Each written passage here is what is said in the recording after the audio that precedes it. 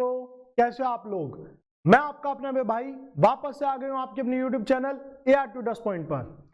हाँ तो बालको, आज हमारा part 4 of admission of partnership, और क्लास स्टार्ट करने से पहले जल्दी से अपना फोन लगा दो DND मोड पर, रजाई कंबल से बाहर आ जाओ, कमर को कर लो सीधी और करते हैं आज की class start.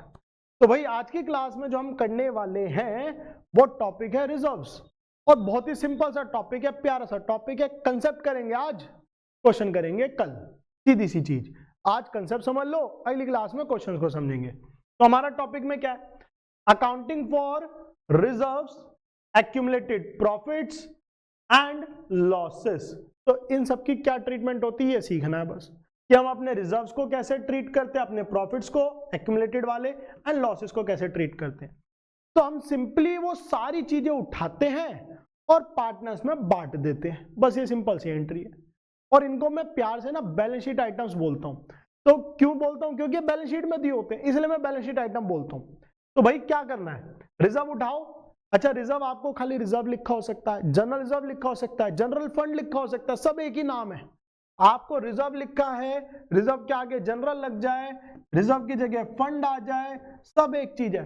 Workman compensation fund बोलो, वर्कमैन कंपनसेशन रिजर्व बोलो, एक बात। इन्वेस्टमेंट फ्लक्चुएशन रिजर्व हो, फंड हो, एक बात। तो ये सारी चीजें उठाओ और उठा के क्या करना है? उठा के इन्हें हमें बांटना है। किस में बांटना है? पार्टनर्स में। कौन से पार्टनर्स में भैया? ओल्ड पार्टनर्स में यार, ओल्ड में। सर न्यू पार्टनर का कोई अधिकार नहीं होता ना जी, ये ओल्ड पार्टनर्स का अधिकार है, ओल्ड पार्टनर्स को दे दो, खत्म। तो वही करा हमने रिजर्व उठाया, WCR, IFR, प्रॉफिट लॉस का प्रॉफिट, क्रेडिट बैलेंस जो दिया होता है ना वो प्रॉफिट होता है, लायबिलिटी साइड लिखा मिलेगा तो लायबिलिटी साइड मिलेगा। इसी तरह कंटिजेंसी रिजर्व दे रखा है तो वो भी उठा लो। सारे रिजर्व उठाओ, टोटल करो, टोटल करके किस में बांट दो? ओल्ड पार्टनर ओल्ड रेशो, खत्म। बस यही करना है।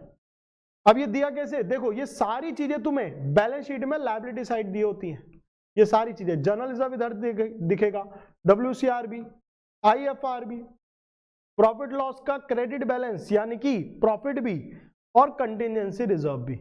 ये सब कुछ यहां दिखता है। इन सबको उठाते हैं और कैपिटल्स में बांट देते हैं। कौन सी कैपिटल? फिर से old partner old ratio. Fix method है तो करंट में बांट देना, फ्लक्चुएटिंग है तो कैपिटल में। तो ये तो हो गई बात रिजर्व्स की और एक्यूमुलेटेड प्रॉफिट्स की। भैया लॉसेस का क्या करें? सेम उल्टा कर दो। तो लॉसेस को उठाएंगे और फिर पार्टनर्स में बांट देंगे, बट एंट्री ऑब्वियसली उल्टी हो जाएगी। कौन से पार्टनर्स में बांटेंगे? ओल्ड पार्टनर्स में। तो यहां पे कैसी चीजें आई? जैसे गुडविल आ गई। कौन सी गुडविल? जो बैलेंस शीट में दी होती है, ऑब्वियसली एसेट साइड दी होगी। प्रॉफिट लॉस का अगर नुकसान है, डेबिट बैलेंस है, जो एसेट साइड दिया है वो आ जाएगा। एडवर्टाइजमेंट सस्पेंस या डेफर्ड रेवेन्यू एक्सपेंडिचर दे रखा है कोई भी, वो आ जाएगा। तो ये सब कहां दिया होता है बैलेंस शीट में? एसेट साइड दिया होगा। वो चीजें लायबिलिटी साइड दी होती है, ये चीजें एसेट साइड। एसेट साइड लिखी मिल जाएंगी तुम्हें, गुडविल भी, प्रॉफिट लॉस भी। प्रॉफिट लॉस का ये ऑब्वियसली डेबिट बैलेंस यानी कि नुकसान है, और एडवर्टाइजमेंट सस्पेंस भी। तो ये भी बढ़ जाते हैं किसमें? पार्टनर्स में, बट ये पार्टनर्स के लिए नुकसान है, इसलिए पार्टनर हो गए डेबिट। सिंपल सी चीज। अब इस चीज के अंदर हमारी एक जरूरत सा पॉइंट आता है, काफी इंपॉर्टेंट पॉइंट आता है। वो पॉइंट क्या है? अब कई बार बालक लोग क्या करते हैं, EPF भी बांटने के लिए चलते हैं। अरे भाई EPF एम्प्लॉय का पैसा है, कंपनी के रिजर्व्स नहीं है। एम्प्लॉय का पैसा कैसे बांट दोगे तुम? उसका अधिकार है भाई वो।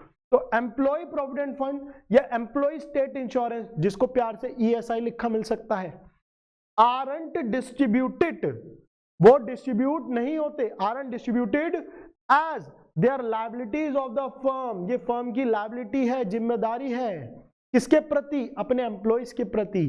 तो इनको नहीं बांटना, याद रखना है, ये नहीं बटेंगे, एज इट इज आ जाएंगे। जैसे पुरानी बैलेंस शीट जब नहीं बनाएंगे वैसे के वैसे आ जाएंगे, ये नहीं बटते।